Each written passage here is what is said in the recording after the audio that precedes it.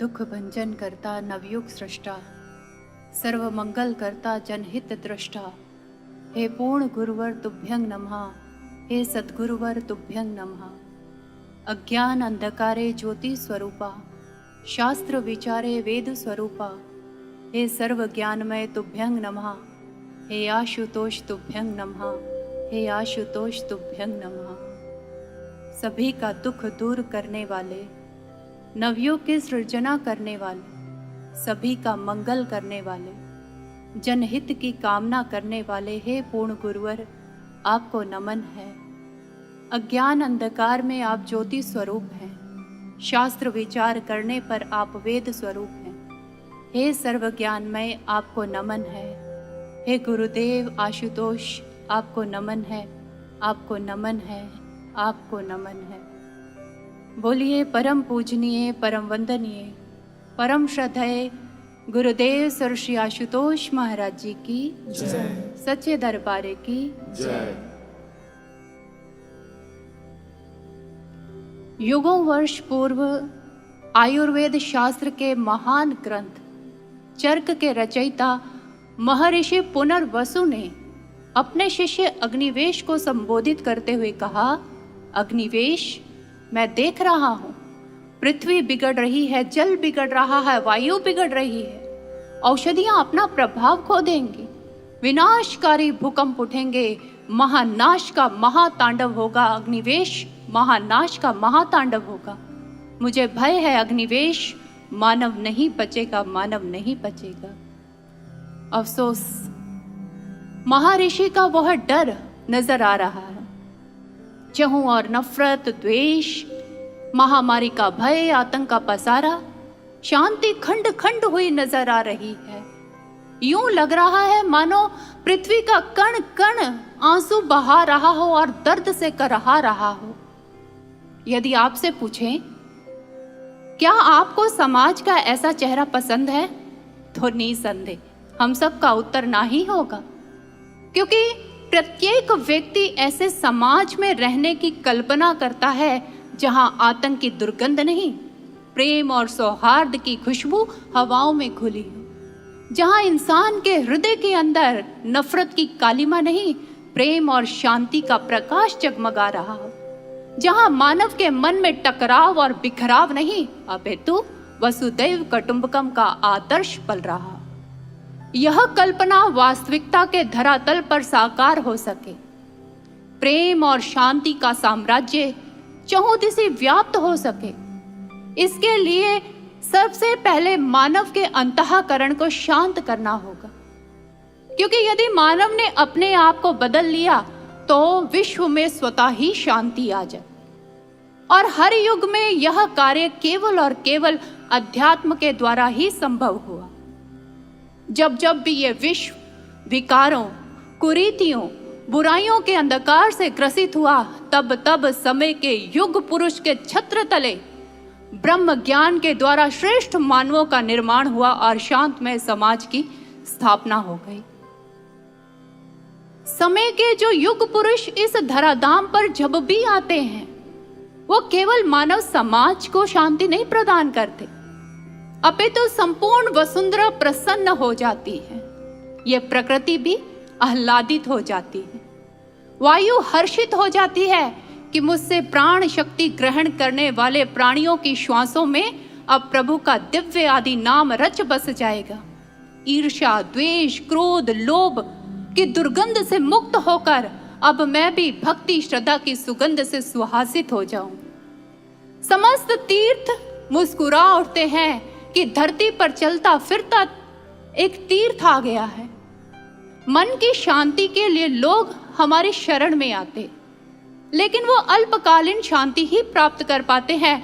लेकिन सद्गुरु रूपी तीर्थ की शरण में जाकर वे परम शांति और परमानंद के अधिकारी हो जाते। गंभीरता की प्रतिमूर्ति सागर भी खुशी से गर्जना कर उठता है कि मेरे जैसा धीर, गंभीर, विशाल और उदार हृदय वाला व्यक्तित्व इस धराधाम पर आया है, जिसके अंतःकरण में भक्ति, मुक्ति, ज्ञान, वैराग्य के अमूल्य रत्न भरे पड़े हैं। और गुरु भक्तों, परम सौभाग्य है हम सभी का कि इस कली काल में भी हमें ऐसे ही युग दृष्टा, युग पुरुष, परम पूजनीय गुरुदेव सर श्री आशुतोष महाराज जी के श्री चरणों का पावन संग मिल रहा है। महाराज श्री जिन्होंने धर्म ग्रंथों की कसौटियों पर खरे उतरते हुए शांति के आधारभूत साधन ब्रह्म ज्ञान को प्रदान कर हम जैसे जीवों को अपनी शरण में ले रखा है।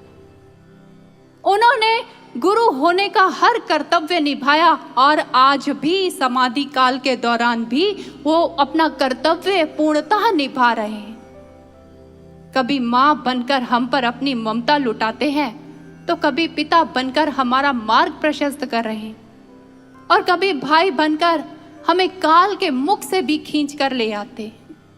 होली जैसे पर्व पर हमें प्रहलाद और हिरण्यकशिपु का नाटक दिखाकर बार बार उन्होंने समझाया, जब आपका गुरु आपके समक्ष ना हो और उसका दर्शन करना चाहो तो उन स्थिति में, उन परिस्थितियों में, उस संघर्ष में प्रहलाद जैसा विश्वास अपने गुरु पर सदैव बनाए रखना।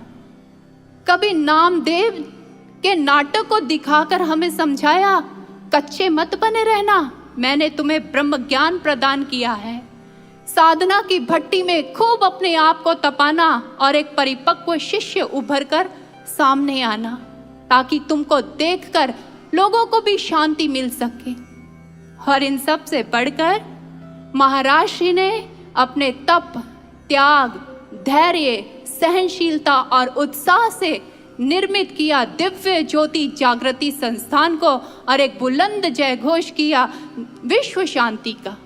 विश्व शांति का ये उद्घोष किया जिसका उद्देश्य ही है self awakening to global piece.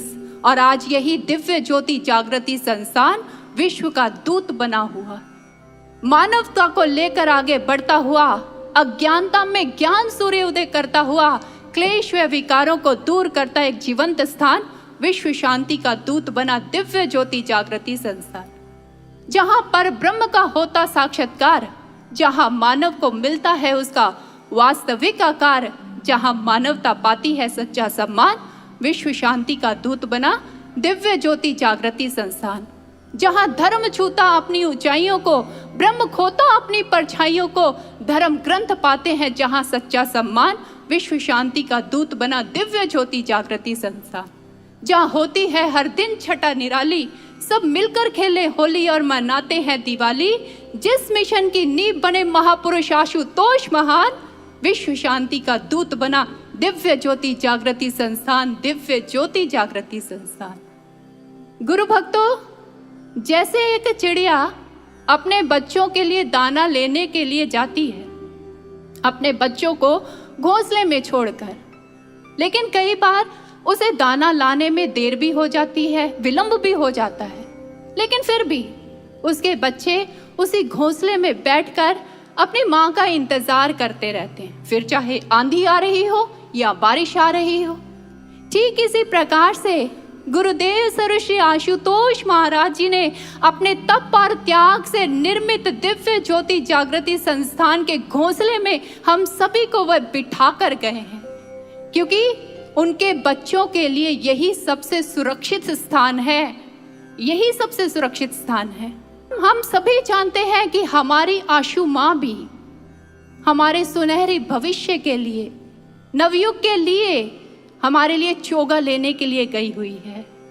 जैसे चिड़िया दाने लेकर वापस अपने बच्चों के पास घोंसले में लौट आती है, ठीक इसी प्रकार से महाराज जी भी नवयुग का चोगा लेकर एक दिन अपने बच्चों के पास इसी दिव्य ज्योति जागृति संस्थान के घोंसले में वापस लौट कर आएंगे और हम सब इसके गवाह बनेंगे। गुरु भक्तों, एक बात हमेशा याद रखिएगा, महाराज जी ने कभी हमें संगत के रूप में नहीं लिया, महाराज जी ने कभी हमें अपने श्रद्धालु नहीं कहा, महाराज जी ने यह नहीं कहा मेरे पीछे इतनी भीड़ है। महाराज जी ने हमेशा हमें प्रिय आत्मजनों कहकर संबोधित किया है, मेरी आत्मा के जन हो तुम लोग। कभी हमें सृजन सेनानियों की उपाधियां प्रदान की, कभी हमें विवेकी संतानें कहा, कभी विश्व शांति के इस महान लक्ष्य में अपना सहयोगी होने का मान देती है। महाराज जी इतना मान, इतना सम्मान, इतना प्रेम हम पर लुटा रहे हैं कि शायद ही कोई इतना प्रेम, इतना मान और सम्मान हमें दे सके। जहां महाराज श्री अपना हर कर्तव्य निभा रहे हैं, आज विचार करना है, सोचना है हमें कि क्या हम भी निभा रहे हैं? क्या हम भी विवेकी संतानें होकर चल पा रहे हैं? क्या सचमुच हम विश्व शांति के इस महान लक्ष्य में सच्चे सहयोगी बनकर उनका साथ दे पा रहे हैं? क्या हम सच्चे अर्थों में सृजन सेनानी बन पाए? ये चिंतन और मंथन करने का समय, क्योंकि स्व परिवर्तन किए बिना हम विश्व शांति के आधारशिला नहीं बन सकते हैं। और हमेशा एक बात याद रखिएगा, सत्य का प्रचार, विश्व शांति का प्रचार भाषा से नहीं, भारी भरकम विचारों से नहीं, वह होता है गुरु आज्ञा में सधे हुए आचरण से। ज्ञान लेकर कुछ घंटे साधना करने से, कुछ घंटे सत्संग विचारों को श्रवण करने से साधक नहीं बना जा सकता है। साधक बनने के लिए साधकता के गुणों का होना एक साधक में जरूरी होता है। कैसे? एक माली को हम मालिक कब कहते हैं? जब वह माली फल फूल उगाना जान जाए, उन पेड़ पौधों की देखभाल करना जान जाए, तब हम उसे माली कहते हैं। एक कुम्हार कब कुम्हार कहलाता है? जब चाक पर मिट्टी को चढ़ाकर उसे घुमाकर अच्छी अच्छी वस्तुओं का निर्माण कर देता है। एक सुनार कब सुनार कहलाता है? जब उसे सोने की परख करनी आ जाती है, जब उस सोने से वो सुंदर सुंदर आभूषणों का निर्माण करने लग जाता है, तब उसे सुनार की उपाधि से नवाजा जाता है। ठीक इसी प्रकार से मात्र ज्ञान लेने से, सत्संग विचार सुनने से साधक नहीं बनते हैं। साधक तभी बनते हैं जब साधकता के गुण हमारे में परिलक्षित हो पाते हैं। और जब तक साधक के अंदर वो साधकता नहीं उतरेगी, ना तो वो महाराज जी के विश्व शांति में सच्चे सहयोगी बन सकते हैं, और ना ही महाराज जी की वो विवेकी संतानें बन सकते हैं, और ना ही हम महाराज जी के प्रिय आत्मजन बन सकते हैं, जितने मान से वो हमें कहते हैं। इसलिए साधक में साधकता का होना बहुत जरूरी है। साधक में उन गुणों का होना बहुत जरूरी है जिससे वो सच्चा साधक कहलाता है। एक बार महाराज श्री के पास कुछ साधक बैठे हुए थे और महाराज श्री उन्हें यही समझा रहे थे कि साधक के अंदर कैसे गुण होने चाहिए। एक दोहे का उच्चारण करते हुए महाराज श्री ने कहा, तुलसी कभू न छोड़िए, क्षमा शील संतोष, ज्ञान गरीबी हरि भजन, कोमल वचन दोष। सारे साधकों को संबोधित करते हुए महाराज श्री ने कहा, सुना है ये दोहा आप लोगों ने? सभी ने हाथ जोड़ते हुए कहा, नहीं महाराज जी, आपके श्री मुख से ही हम ये श्रवण कर रहे हैं। महाराज जी ने सविस्तार उन्हें समझाना प्रारंभ किया। क्षमा, महाराज श्री ने कहा, एक साधक का गुण होता है क्षमा करना। अगर किसी दूसरे इंसान से गलती हो जाए तो एक साधक का यह परम कर्तव्य बनता है कि उसी समय वह उसकी गलती को क्षमा कर दे। लेकिन इस भक्ति के पथ पर बढ़ते हुए अगर एक साधक से गलती होती है तो महाराज श्री ने कहा, फिर उस साधक को अपने आप को कभी क्षमा नहीं करना चाहिए, कभी भी नहीं। उस गलती के लिए उसे बार बार पश्चाताप करना चाहिए ताकि भविष्य में उससे वह गलती ना हो पाए। ये गुण होता है एक साधक। शील, महाराज श्री ने कहा, इस भक्ति पथ पर चलते हुए साधकों को हमेशा अपने चरित्र का ख्याल रखना चाहिए। उनका चरित्र पावनता और पवित्रता से भरा होना चाहिए, कहीं भी मलिनता नजर नहीं आनी चाहिए। फिर महाराज श्री ने कहा, एक साधक में संतोष का होना बहुत जरूरी है। संतोष, महाराज जी ने समझाते हुए कहा कि जिस हाल में गुरु आपको रखे उसको सहर्ष स्वीकार कीजिए। फिर एक साधक की ओर मुस्कुराते हुए देखते हुए कहने लगे, अरे वो आप सुने हैं ना खुशी अच्छी है ना मलाल अच्छा है, जिस हाल में वो रखे वो हाल अच्छा है, जिस हाल में वो रखे वो हाल अच्छा है। सभी मुस्कुरा पड़े।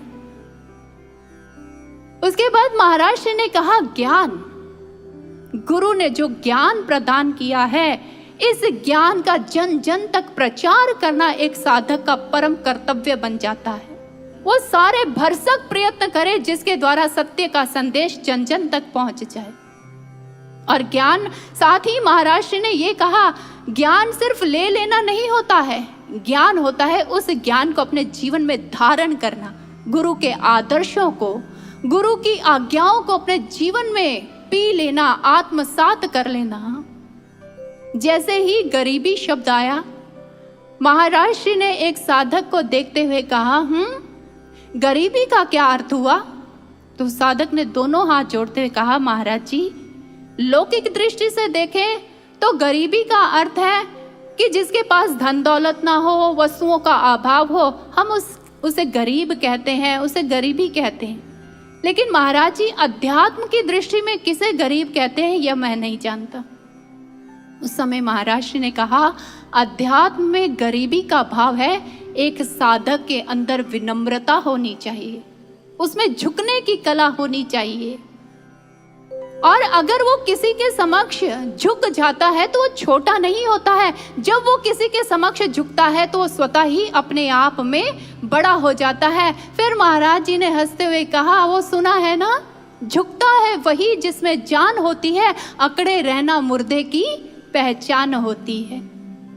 महाराज श्री ने कहा, ये झुकने की कला एक साधक में हमेशा होनी चाहिए। वो विनम्र होना चाहिए, उसमें विनम्रता और सहनशीलता हमेशा ही बरकरार होनी चाहिए। हरि भजन, महाराज श्री ने कहा, एक साधक जहां बैठता है वहीं अपने प्रभु का, उस ईश्वर का ध्यान करता है, उसका गुणगान करता है। और गुरु प्रिय साधकों, हम सभी जानते हैं कि एक शिष्य का भगवान, उसका आराध्य उसके गुरु ही होते हैं, क्योंकि गुरु साक्षात भगवान का रूप ही हुआ करते हैं। कोमल बचन दोष, जैसे ही इन शब्दों का उच्चारण महाराज श्री ने किया, थोड़े गंभीर हुए। और गंभीर होते हुए महाराज श्री ने कहा, जानते हो, कोमल वचन होने चाहिए एक साधक के अंदर। महाराज श्री ने कहा, जो गुरु होता है, जो संत होते हैं, उनका स्वभाव नारियल की तरह होता है। नारियल ऊपर से देखने में अत्यंत कठोर, लेकिन भीतर से अत्यंत मुलायम होता है। महाराज श्री ने कहा, एक शिष्य का निर्माण करने के लिए गुरु भी यही रूप धारण करता है। ऊपर से कठोर होता है, लेकिन भीतर से अत्यंत ही कोमल स्वभाव के होते हैं। महाराज श्री ने कहा, परंतु एक साधक को ऐसा नहीं बनना है। एक साधक अंदर और बाहर से एक जैसा ही होना चाहिए। वो जैसा भीतर है वो बाहर भी वैसा ही नजर आना चाहिए। और महाराज जी ने समझाया कि उसकी वाणी अत्यंत मीठी होनी चाहिए, लेकिन कपट से रहित होनी चाहिए, दोष से रहित होनी चाहिए। महाराज जी थोड़ा आगे बढ़े और कहने लगे, ऐसा नहीं कि किसी के समक्ष जाकर आप कहो, आप तो बहुत अच्छे हैं, आप तो ऐसे हैं, आप तो वैसे हैं, हमने तो आपकी बड़ी प्रशंसा सुन रखी है। उसके सामने आप उसकी मीठी मीठी प्रशंसा करो, लेकिन उसकी पीठ के पीछे जाकर आप उसी की बुराई करना शुरू कर दो। ये साधक का गुण नहीं हुआ करता है। साधक के जो वचन होते हैं कोमल होते हैं और अदोष रहित हुआ करते हैं। गुरुप्रिय साधकों, गीता में भी भगवान श्री कृष्ण अर्जुन को साधक के गुणों के बारे में बताते हैं। अभयं सत्व संग शुद्धि, ज्ञान योगा व्यवस्थिति, दानं दमश्च यज्ञश्च स्वाध्यायस तपा आर्जवम, अहिंसा सत्यम अक्रोधा, त्यागा शांतिर्पैशुनम, दया भूतेषु लोलुप्तम, मार्दवं हरिर चापलं, तेजा क्षमा धृति शोचम, अद्रोहो नाति मानिता, भवन्ति संपदं दैवी अभिजातस्य भारत। अभयं भाव फेयरलेसनेस, निडरता। इस भक्ति के पथ पर चलते हुए एक साधक में निर्भयता का होना बहुत जरूरी है। इस मार्ग पर चलते हुए उसके अंतःकरण में किसी प्रकार का डर और किसी प्रकार का भय नहीं होना चाहिए कि मैं चल पाऊंगा या नहीं चल पाऊंगा। किंचित मात्र भी भय उसके अंतःकरण में नहीं होना चाहिए। और उस समय महाराज श्री ने यह कहा कि यदि सूर्य चांद भी नंगी तलवारें लेकर तुम्हारे समक्ष आ जाए तब भी तुम वही स्वीकार करना जो सत्य तुम्हारी आत्मा ने स्वीकार किया है, निर्भय होकर उत्तर देना। एक साधक में निडरता का होना, निर्भयता का होना नितांत अनिवार्य है, लेकिन साधक के अंदर यह निर्भयता का गुण कब परिपक्व होता है? जब साधक के घट के अंदर अपने गुरु के प्रति अटूट विश्वास होता है। अगर गुरु के प्रति अटूट विश्वास नहीं है तो गुरु भक्तों, ये निर्भयता का गुण कभी भी साधक के अंदर नहीं आ सकता है। एक साधक अपने गुरु पर पूर्ण विश्वास रखते हुए इस भक्ति के मार्ग पर चलता है, उसमें भय नहीं होता, क्योंकि वो भली भांति जानता है ईश्वर अपने साथ है तो डरने की क्या बात है।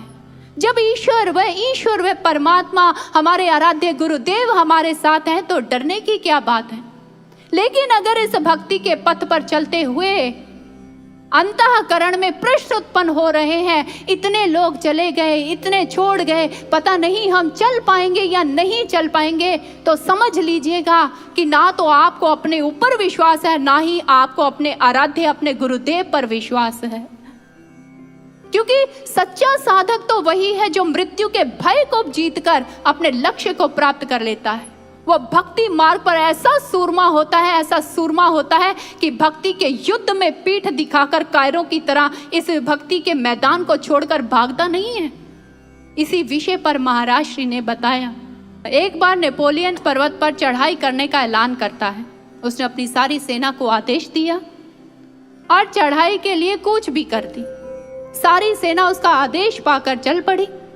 जैसे जैसे जा रहे हैं, सामने विशाल और गगनचुंबी एक विशाल पर्वत खड़ा हुआ था। जैसे ही सेना ने उस पहाड़ को देखा, उस पर्वत को देखा, सारी सेना में खलबली मच गई। कौन चढ़ेगा ये चढ़ाई? ये तो अत्यंत विशाल है। सारे डर रहे हैं, भयभीत हो रहे हैं, कैसे चढ़ेंगे इस पर्वत पर। लेकिन फिर भी नेपोलियन ने आदेश दिया सेना को चढ़ाई की जाए। पास में ही एक बुजुर्ग महिला खड़ी हुई थी। उसने नेपोलियन को संबोधित करते हुए कहा, नेपोलियन, अगर अपनी जान प्रिय है तो यहां से वापस लौट जाओ, क्योंकि आज तक कोई भी इस पर्वत पर चढ़ाई नहीं कर पाया है। इसलिए जान प्रिय है तो अपनी सेना को लेकर वापस लौट जाओ। उस बुजुर्ग महिला की बात सुनकर नेपोलियन हताश और निराश नहीं हुआ। उसने झट से हीरों का हार निकाला और उस बुजुर्ग महिला को पहना दिया और पहनाते हुए कहा, अगर मैं जिंदा बचा तो मेरी जय जयकार करना, मैं वापस लौट कर जरूर आऊंगा। उस समय उस बुजुर्ग महिला ने कहा, नेपोलियन, तुम पहले व्यक्ति हो जो मेरी बातों को सुनकर हताश और निराश नहीं हुए हो।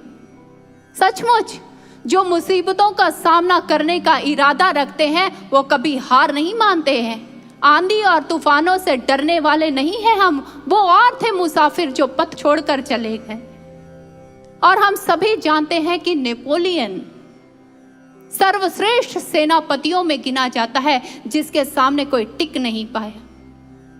महाराज ने कहा, ठीक इसी प्रकार से इस भक्ति के मार्ग पर जो साधक होता है वो भी ऐसा ही सच्चा योद्धा होता है। वो मुसीबतों के, कठिनाइयों के, संघर्षों के पहाड़ों को जीतता हुआ इस भक्ति के मार्ग पर निरंतर बढ़ता ही चला जाता है। वो पीछे लौटकर कभी देखता नहीं है, क्योंकि वो भली भांति जानता है हम आधे अधूरे हैं तो क्या, हमारे में गुण नहीं है तो क्या, हम अपूर्ण है तो क्या, लेकिन जिसकी शरण में हम बैठे हुए हैं वो समर्थ है, वो सब कुछ हमसे करवा सकता है। और ऐसे साधक निडरता के साथ फिर यही कहते हैं, गुरुदेव प्राण बनकर हमारी सांसों में रमते हैं, उनके एक इशारे से जीवन बदलते हैं। अरे रास्ते के कंकड़ पत्थर और तूफानों से क्या वास्ता, हम वो साधक हैं जो कदमों से नहीं विश्वासों से चलते हैं, जो कदमों से नहीं विश्वासों से चलते। ऐसा गुण होना चाहिए एक साधक के अंदर, निर्भयता का। दूसरा, दया भूतेषु, उसके अंदर दया भावना होनी चाहिए।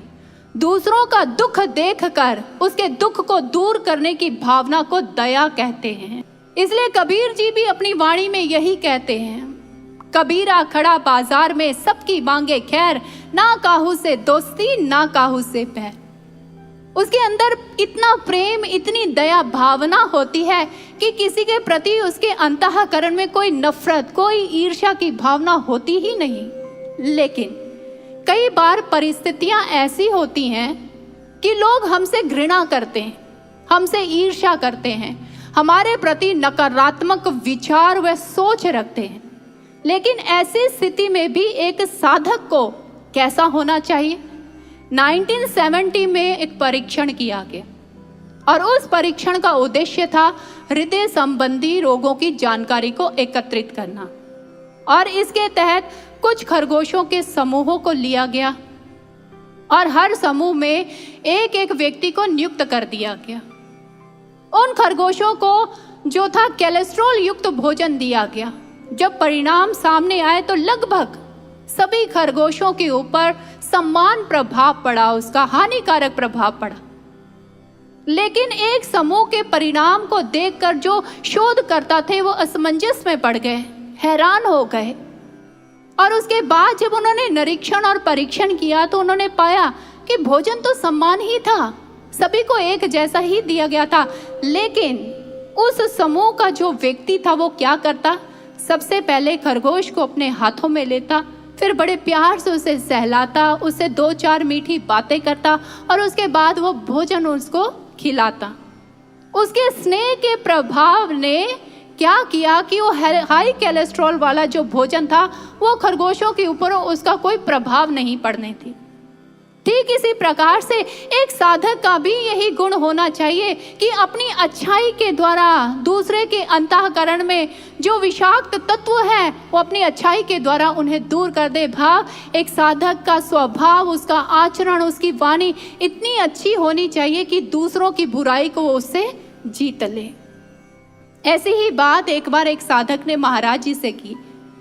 उसने कहा कि महाराज श्री, कई बार लोग मेरे साथ अनुचित व्यवहार कर जाते हैं, मेरे प्रति नकारात्मक सोच रखते हैं, तो क्या हमें उनके साथ भी संसार जैसा व्यवहार करना चाहिए, टिट फॉर टैट, जैसे को तैसा? महाराज जी ने कहा नहीं। अगर कोई आपके साथ अनुचित व्यवहार कर रहा है और अगर आप भी उसके साथ वैसा ही अनुचित व्यवहार करेंगे तो अपनी बुराई को कभी छोड़ नहीं पाएगा, वो कभी बदल नहीं सकता। अगर आप उसे बदलना चाहते हैं तो अपनी अच्छाई से उसे हिट कीजिए, अपनी अच्छाई के साथ उसको जीत लीजिए। ये साधक का गुण होता है। अपैशुनव, किसी के दोषों को, उसके दुर्गुणों को दूसरों के आगे प्रकट कर उसके मन में मलिन भावना उत्पन्न कर देना, इसे चुगली कहते हैं, इसे निंदा कहते हैं और इसका सर्वथा अभाव अपैशुनम है। अपैशुनम भाव किसी में कमी ना देखना, किसी में खामियां ना ढूंढना, ये साधक का गुण होता है। एक बार क्या हुआ, एक शिष्य अपने गुरु के आश्रम में जाता है। जब आश्रम की व्यवस्था को देखा तो उसमें भी कमियां निकालने लगा, वहां पर जो लोग रहते थे उनमें भी कमियां निकालने लगा। फिर यहाँ जाकर वहां जाकर सभी के समक्ष उसकी निंदा करता रहता, यहाँ तो ऐसा है, वहां तो वैसा है। एक दिन वह शिष्य कुड़ता हुआ अपने गुरुदेव के पास गया और जाकर कहने लगा कि गुरुदेव, आश्रम की व्यवस्था ठीक नहीं है, यहाँ के लोगों में बहुत कमियां हैं। तो उस समय उनके गुरु ने 2 टूक जवाब देते हुए कहा, कमी आश्रम की व्यवस्था में नहीं है, कमी तुम्हारी अवस्था में है। अगर तुम अपनी अवस्था को ठीक कर लोगे तो व्यवस्था खुद ही ठीक हो जाएगी। इसलिए भगवत प्रेमियों, कई बार हम भी अपने कर्मों के कारण, अपनी योग्यताओं के कारण, अपने संस्कारों के कारण अपने आप को कोसते हैं, अपने आप को बदलना नहीं चाहते, अपने आप को इम्प्रूव नहीं करना चाहते। लेकिन हम सभी के हाथ में एक चीज है, वो ये, हम जहां हैं, जैसे हैं, अपने आप को इम्प्रूव करें, अपने आप को सुधारें। और ये सुधार किसी दूसरे के साथ नहीं, किसी दूसरे के साथ कंपैरिजन नहीं करना कि मुझे उससे अच्छा बनना है। ये कंपैरिजन अपने आप से होना चाहिए, मुझे अपने आप से अच्छा होना चाहिए। मेरा आज बीते हुए कल से अच्छा हो, मेरा आने वाला जो कल है वो आज से अच्छा हो। ये साधक का गुण होना चाहिए। क्योंकि एक साधक को कबीर जी की ये वाणी जरूर याद रखनी चाहिए, बुरा जो देखन मैं चला, बुरा ना मिलिया कोई, जो दिल खोजा अपना, तो मुझसे बुरा ना कोई। इसलिए हमें अपने आप को बदलना पड़ेगा, क्योंकि कमी हमारे स्वभाव में है, हमारे आचरण में, हमारे व्यवहार में है। हमें खुद को बदलना पड़ेगा। बदलना हम नहीं चाहते, लेकिन बदला हुआ सब कुछ देखना चाहते हैं। एक बार एक जिज्ञासु महाराज जी के सानिध्य में आया और महाराज जी से कहने लगा कि महाराज श्री, मैं शांति चाहता हूँ और कब से मैं ये प्रयास कर रहा हूँ कि कुछ बदलाव हो और मेरे जीवन में शांति आ जाए। मैं उस शांति को अनुभव करना चाहता हूँ, लेकिन मैं असफल रहा, मैं क्या करूँ? तो महाराज श्री ने मुस्कुराते हुए कहा, कैसी विडंबना है लोगों की। लोग वस्त्र बदल लेते हैं, नौकरी बदलते हैं, मित्र बदलते हैं, स्थान बदल देते हैं, सब कुछ बदल देते हैं, लेकिन वह चीज नहीं बदलते जो उसके दुख का कारण है, और वह है इंसान का खुद का स्वभाव। अगर इंसान खुद के स्वभाव को बदल ले तो सारी समस्या का समाधान हो सकता है। और हमेशा याद रखिएगा, दुख बाहरी परिस्थितियों के कारण नहीं मिलता है, दुख मन की अवस्था के कारण मिलता है। अगर मन की अवस्था सही होगी तो बाहरी व्यवस्थाएं भी अपने आप ही हमें सही नजर आने लग जाएंगी। उदाहरण देते हुए महाराज श्री ने कहा, जैसे गंदे पानी पर मच्छर आते हैं, अगर आप मच्छर मारते रहेंगे तो मच्छरों की समस्या समाप्त नहीं हो पाएगी। समस्या गंदा पानी है, अगर गंदे पानी को ही आप खत्म कर देंगे, समाप्त कर देंगे, तो मच्छरों की समस्या भी अपने आप ही खत्म हो जाएगी। इसलिए अपने आप को बदलिए, अपने आप में बदलाव लाए तो सब जगह बदलाव नजर आना शुरू हो जाए। और आपने भजन के माध्यम से भी यह श्रवण किया होगा, चहुं दिशा घन घोर छा रहा, कली काल का पसारा, अब है जरूरत इस समाज को शांति मिले दोबारा। पर कैसे? जो तैयार है ढलने खुद को सत्य के सांचे में, वो परिवर्तन लाएंगे बिगड़े समाज के ढांचे में, वो बन पाएगा फिर आशुतोष का प्यारा। जो अपने आप को बदलने के लिए तैयार हैं, वही विश्व शांति में अपना सहयोग प्रदान कर सकते हैं। लेकिन जो शिष्य हमेशा दूसरों की कमियां, खामियां निकालने में लगा रहता है, वो कभी सत्य के प्रचार में अपना योगदान नहीं दे सकता है। और ऐसे साधक कैसे होते हैं? योगानंद जी ने कहा, जो शिष्य हमेशा दूसरों में कमियां निकालता रहता है, खामियां निकालता रहता है, वो उस मक्खी की तरह है जो दूसरों के नैतिक पतन की सड़ांध को, पस को हमेशा ग्रहण करता रहता है। लेकिन एक सच्चा साधक मधुमक्खी की तरह होता है, जो दूसरों की अच्छाई रूपी गुणों की जो शहद है वो हमेशा एकत्रित करता रहता है। क्योंकि एक साधक यह भली भांति जानता है, अगर मैंने दूसरों में कमियां और खामियां ही निकालता रहा तो मेरी आध्यात्मिक उन्नति कभी नहीं हो पाएगी। मैं अपने गुरु से भी एक दिन दूर हो जाऊंगा। लेकिन एक साधक यह भी अच्छी तरह जानता है, जहाँ मेरे गुरु का चिंतन होगा, जहाँ मेरे गुरु की महिमा का गायन किया जाएगा, मेरे गुरु का वास भी तो वहीं पर ही होगा।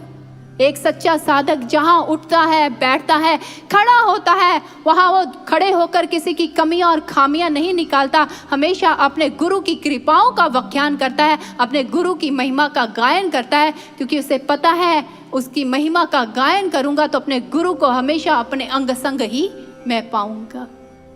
सत्व संशुद्धि, यह गुण भी एक साधक में होना चाहिए। भाव, सुंदर आचरण और सुंदर व्यवहार। एक शिष्य के शब्दों से ज्यादा प्रभावशाली उसका आचरण होता है, उसका व्यक्तित्व होता है। इसलिए एक साधक का आचरण, उसका व्यवहार, उसकी वाणी इतनी ऊंची, इतनी पवित्र, इतनी पावन होनी चाहिए कि कोई हमारे महाराज श्री पर किसी प्रकार का प्रश्न चिन्ह ना लगा पाए। क्योंकि इस श्रेणी में भी 4 तरह के लोग आते हैं और आज हमें आंकलन करना है कि हम किस श्रेणी में खड़े होते हैं। अमृत का कलश और जहर का ढक्कन, यह वह साधक हैं जिनकी गुरु के प्रति भावना तो बहुत अच्छी होती है, लेकिन उनकी वाणी और उनका व्यवहार कड़वाहट से भरा होता है। एक साधक ने महाराज से कहा, महाराज जी मैं आपसे बहुत प्रेम करता हूँ, मैं आपके बिना नहीं रह सकता हूँ, लेकिन मैं दूसरों से नहीं प्रेम कर सकता। तो महाराज श्री ने कहा, ऐसा हो ही नहीं सकता है। जो अपने गुरु से प्रेम करते हैं वो दूसरों से भी प्रेम करेंगे। क्योंकि उसे ये ज्ञात हो जाएगा कि दूसरों के हृदयों में भी मेरे गुरु का ही निवास है। अगर मैं अपनी वाणी के द्वारा, अपनी व्यवहार के द्वारा किसी को आहत करूंगा तो उनके हृदयों में बैठे हुए मेरे गुरु को ठेस लगेगी, और एक शिष्य अपने गुरु को दुख देने की बात कभी सोच भी नहीं सकता है। दूसरी श्रेणी के जहर का ढक्कन और जहर का ही कलश, यह वो लोग हैं जिनका व्यवहार, जिनकी जो दुर्भावनाएं होती हैं वो अंदर बाहर से एक जैसी होती हैं, इनमें कोई परिवर्तन नहीं होता है। तीसरे वह साधक आते हैं जिनका जो कलश है वो तो जहर से भरा होता है, लेकिन जो उनका ढक्कन होता है वो अमृत से भरा होता है, अमृत जैसा होता है। ये वह लोग हैं जिनकी भावनाएं शुद्ध नहीं होती हैं अपने गुरु के प्रति, अपने गुरु के मिशन के प्रति, लेकिन उनकी वाणी में इतनी मिठास होती है, शहद जैसी मिठास होती है। और ऐसे साधकों के लिए हम सीधे से कह सकते हैं, मुंह में राम और बगल में छुरी। ये डैफोडिल फूल की तरह होते हैं। जर्मनी के लोग इस फूल को बेहद पसंद करते हैं। ये बाहर से बड़ा आकर्षक होता है, लेकिन इसका स्वभाव जहरीला होता है, इसकी नलिका में जहर भरा होता है। इसलिए इस फूल को अन्य गुलदस्तों में सजाया नहीं जाता, क्योंकि इस फूल के संपर्क में ही आते बाकी फूल मुरझा जाते हैं। इसलिए सावधान साधकों, ऐसे साधक नहीं बनना है कि अपने भीतर की सारी मलिनताओं को, दुर्भावनाओं को अपनी मीठी वाणी के द्वारा दूसरों के समक्ष उजागर कर दें और उसे गुरु से और गुरु दरबार से हम दूर कर दें। ऐसे साधक नहीं बनना है। चौथे साधक, अमृत का कलश और अमृत का ढक्कन। ये वो साधक हैं जिनके मन के अंदर गुरु के प्रति अपार भावनाएं, श्रद्धा, विश्वास होता है, और उनकी वाणी और व्यवहार भी बहुत अच्छा होता है। और सच्चे साधक इसी श्रेणी में ही आते हैं, और ऐसे साधक अपने गुरु पर अपना सर्वस्व लुटा देना चाहते हैं, उसकी आज्ञा आदेश पर 100 बार जीना और मरना चाहते हैं। ऐसे साधकों के जीवन में अगर कुछ झलकता है तो गुरु की आज्ञा, गुरु का आदेश। ऐसे साधकों के विचारों में अगर कुछ दृष्टि गोचर होता है तो वह गुरु का संदेश, गुरु के विचार। उनकी श्वासों का अगर कोई स्वामी होता है तो वो होते हैं उनके गुरुदेव, उनकी याद, उनका सुमरन। ऐसे साधक जिनके रुदन में, भक्ति में, व्याकुलता में, पूजा में, उनके प्रेम में, बिरहा में, वियोग में केवल और केवल उनके गुरु की ही अभिव्यक्ति होती है। सच्चे साधक इसी श्रेणी में आते हैं। और महाराज श्री ने भी यह बात बड़े अच्छे ढंग से समझाई। कहते हैं, एक बार एक साधक महाराज जी को मिलने के लिए गया तो उस समय महाराज जी अपनी मस्ती में बैठे गुनगुना रहे थे, मन में बसा के तेरी मूर्ति। भाव पगे स्वरों में उस साधक ने हाथ जोड़ते हुए कहा, महाराज जी, अगर कोई हमसे पूछेगा कि आप अपने गुरु से कितना प्रेम करते हैं तो हम उन्हें क्या उत्तर देंगे। महाराज जी मुस्कुरा पड़े और बड़े प्यार से उसके सिर को सहलाते हुए कहने लगे, तुम अपने महाराज जी से कितना प्रेम करते हो इसके लिए तुम्हें अपना हृदय खोलकर दिखाने की आवश्यकता नहीं है।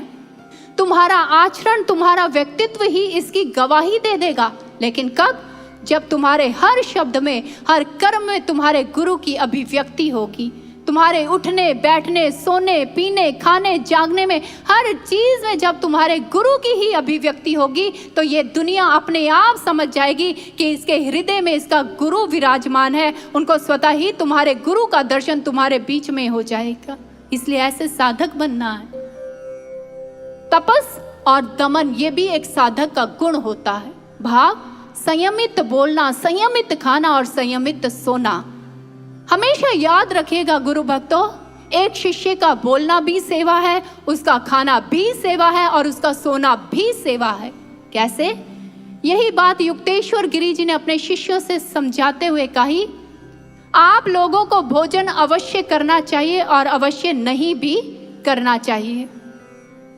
तो उस समय उनके एक शिष्य ने कहा कि ये कैसी बात है, ये तो दोनों ही बातें विरोधाभासी है। तो उनके गुरु ने कहा, देखने में ये विरोधाभासी हैं, लेकिन मेरे जो विचार है वो पूर्णतः सुसंगत है। जब मैं तुम्हें कहता हूं कि भोजन अवश्य खाना चाहिए, तो मेरे कहने का तात्पर्य है सात्विक भोजन करो, सादा भोजन करो, शुद्ध भोजन करो। अगर आप ऐसा भोजन ग्रहण करेंगे तो आपका शरीर भी स्वस्थ रहेगा। लेकिन जब मैं कहता हूं कि तुम्हें भोजन नहीं करना चाहिए, तो उस समय मेरे कहने का तात्पर्य यह होता है कि जीभा के वशीभूत होकर चटपटा भोजन नहीं करना चाहिए, क्योंकि इससे तुम्हारा जो शरीर है वो अस्वस्थ हो जाए। और इस भक्ति मार्ग पर चलते हुए भक्ति की यात्रा को पूर्ण करने के लिए शरीर रूपी साधन का स्वस्थ होना बहुत ज़रूरी है, क्योंकि शरीर रूपी साधन स्वस्थ होगा तभी आप अपने गुरु की सेवा कर सकते हैं, तभी आप साधना कर सकते हैं, सुमरन कर सकते हैं। इसलिए एक साधक को संयमित सोना भी चाहिए, आलस्य वश होकर सोना नहीं चाहिए, उसे संयमित बोलना चाहिए। पहले हृदय के तराजू में उसे तोलो और उसके बाद ही बोलो। गुरु प्रिय साधकों, अगर ये सारे गुण हमारे में परिलक्षित हो पाएंगे तब ही हम सच्चे साधक बन पाएंगे। लेकिन अगर हमारे में गुण नहीं है तो हम सच्चे साधक कभी नहीं बन सकते हैं। शिकायत तो रोज करता हूं कि तू मुझे मिल जाए, लेकिन खुद को तेरे काबिल बनाना भूल जाता हूं। हम काबिल बन सके, साधकता के गुण हमारे में परिलक्षित हो पाए, इसलिए हमें अपने आप को बदलना पड़ेगा। गुरु प्रिय साधकों, ये महाराज जी के जो समाधि काल का समय हमें मिला है, ये इसीलिए ही मिला है ताकि साधना में स्वाध्याय कर हम अपनी कमियों को दूर कर सकें, चिंतन मंथन कर सकें, अपने आप को बदल सकें, क्योंकि स्वयं में बदलाव लाए बिना हम विश्व शांति की आधारशिला कभी नहीं बन सकते हैं। ये समय मिला है अपने आप को बदलने का। अपने आप को इतना बदल लें कि जब हमारे महाराज जी समाधि से लौट कर आए और हमारे महाराज जी से कोई यह प्रश्न करे कि महाराज श्री यह बताइए आपके कितने शिष्य पास हुए समाधि काल के दौरान और कितने फेल हुए, कितने आपके श्रेष्ठ शिष्य बन पाए, किन शिष्यों में साधकता पूरी तरह परिलक्षित हो पाई, महाराज जी हमें बताइए। तो गुरु भक्तों, उस समय हमारे महाराज जी दुविधा में पड़ जाएं। जी हाँ, हमारे महाराज जी दुविधा में पड़ जाएं। जिन्होंने समाधि लेकर सारी दुनिया को दुविधा में डाल दिया, वो खुद दुविधा में पड़ जाएं। कैसे? जब रामकृष्ण परमहंस जी से पूछा गया कि आपका सर्वश्रेष्ठ शिष्य कौन सा है, तो उन्होंने बेझिझक कहा विवेकानंद।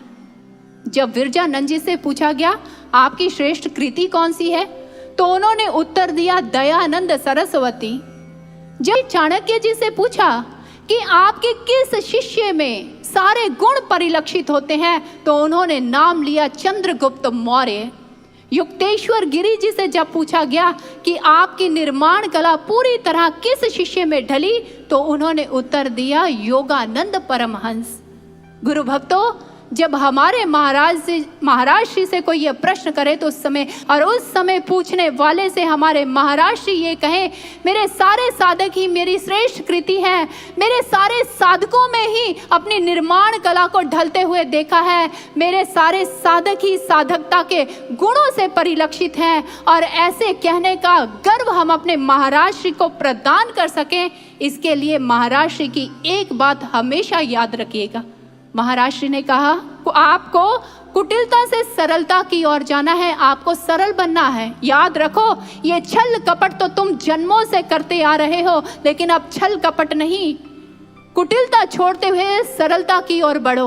और हमेशा याद रखना, जब तक तुम सरल नहीं बनोगे तब तक ना तो तुम्हारा गुरु तुमसे खुश हो पाएगा और ना ही ईश्वर खुश हो पाएगा। और सीधी सी बात है, ढलेगा जो गलेगा वो, गलेगा जो बनेगा वो, बनेगा जो रहेगा वो।